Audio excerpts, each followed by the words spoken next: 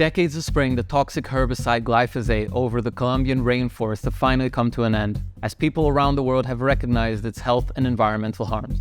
This landmark moment is a major achievement for Colombian activists who have endlessly campaigned against its use. However, a recent spike in cocaine production has put renewed pressure on the government to resume aerial fumigation. But how was it first used, and how did we get here? Even after cartel leader Pablo Escobar was killed in 1993, hundreds of tons of cocaine have continued to be exported to the world from Colombia, primarily to North America and Europe. To counteract this alarming trend, the US has sponsored a massive anti-narcotics effort in Colombia, sponsoring the spraying of 1.9 million liters of glyphosate over the Colombian rainforest. Their campaign had one goal: to cut off coca production at its roots and stop its supply from ever entering their country. Unfortunately, there was little thought given to the devastating effect that this would have on the environment. Glyphosate suffocates the forest, chemically burning trees and polluting water sources. As coca farmers continued to move their crops to more and more remote locations, evidence of the detrimental environmental and health impact of glyphosate just kept growing. It was only in 2015 when the UN's Agency on Cancer put out a report saying that glyphosate could be potentially carcinogenic for humans did its aerial spraying stop. Although the full scope of glyphosate's impact on the health is still being understood, a 2017 study conducted in Colombia found a correlation between its use and skin disorders, respiratory problems, and miscarriages.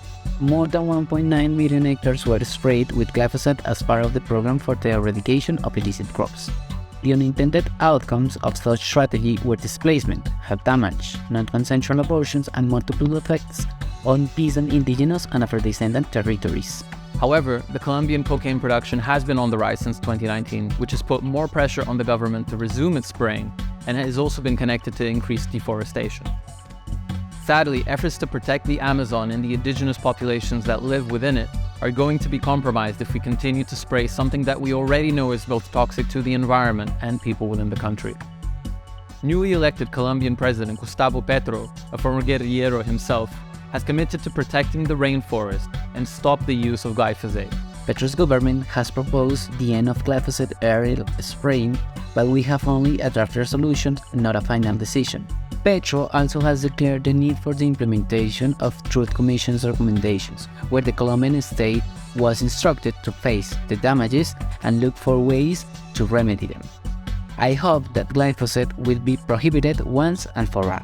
Across Latin America, the illegal cocaine industry is a huge hamper to the progress for environmental, economic, and human rights. The current prohibitionist approach is only killing people and harming the environment. We need a fresh and innovative thinking, and this includes the legal regulation of coca and cocaine. If you're interested in reading more about this, come onto our website and check out the articles we have on legally regulating cocaine.